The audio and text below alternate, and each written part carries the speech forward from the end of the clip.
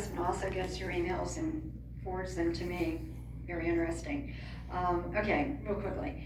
To refresh your memory, last week Tom Rance showed a video clip of someone from your office arguing before the Ohio Medical Board that Dr. Sherry Tenpenny, who practices in Cleveland, should be stripped of her medical license. The lawyer argued before the board that Dr. Tenpenny would not be allowed to hear the content of any complaint against her, as well as argued that Dr. Tenpenny not be afforded due process under the law regarding how she treated her patients when they had COVID-19. My question is, why was she not allowed due process, and why did she have her license suspended? Two great questions, and I'm happy to answer. So first of all, how many, just a show of hands, how many people have seen this story somewhere? Okay. This comes from her defense lawyer, who does his own podcast, and guess what? He's got a particular point of view, and he didn't win. So I just ask you, before you accept what he says at face value, recognize that he's got an interest here. He's got a client that he's representing. Now, let me answer your question directly. Nobody argued against her receiving due process. It didn't happen. And we provided to Just the News. Anybody listen to Just the News with John Solomon? Yeah? They've got the, they wrote about this, and they've got the entire audio transcript. So if you want to listen to it, you can for yourself.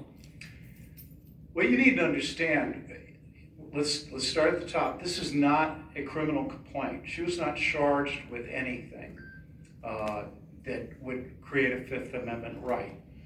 So, you know the old thing on TV, right? You have the right to remain silent. Anything you say can and will be held against it. That whole Miranda warning doesn't apply. This is an administrative hearing.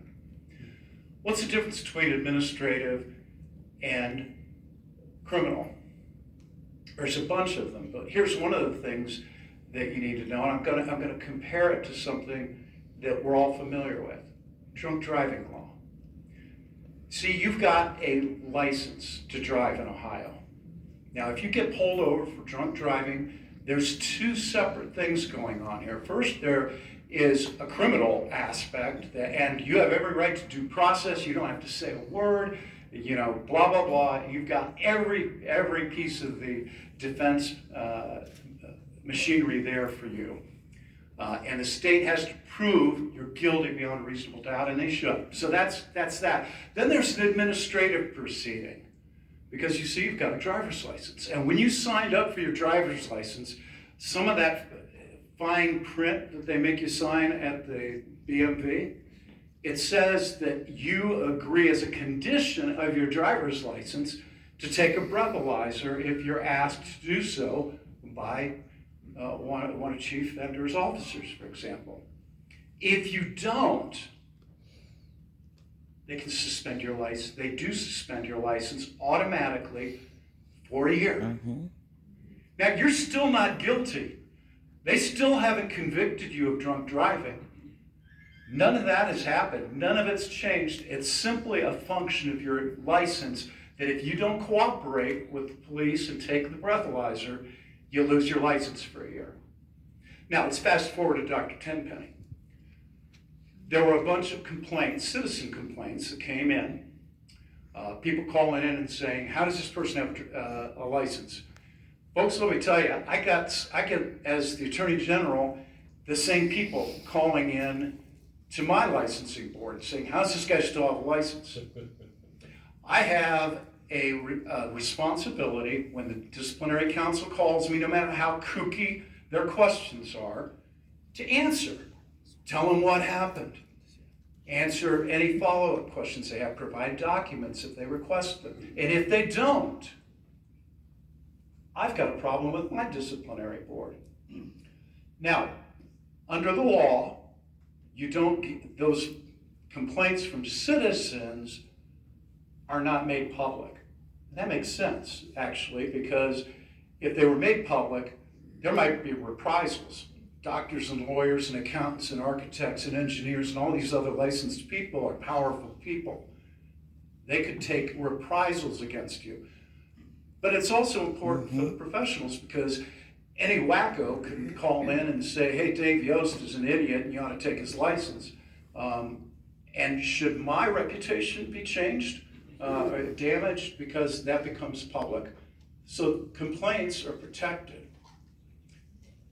Fast forward, the medical board calls up Dr. Tenpenny and says, hey, you didn't answer our questions that we sent you in the mail. Would you come in and sit down with us in the office?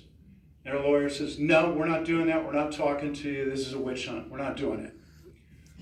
Well, she has every right to do that, but as a condition of her license, she had to cooperate with her licensing board, just like I would, and just like you would if you were asked to take a breathalyzer. You can lose your license. Her license was suspended because she refused to cooperate with her licensing authority. And that's all that was.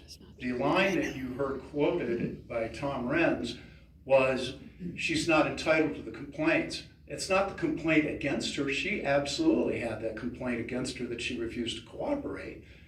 It was the citizen complaints that are protected by statute. Now, we can change that.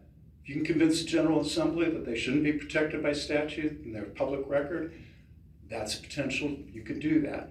But that's not what the law is today, and I uphold the law as it is. So that's the full story of what had happened. You can like it or not, but it was according to Hoyle.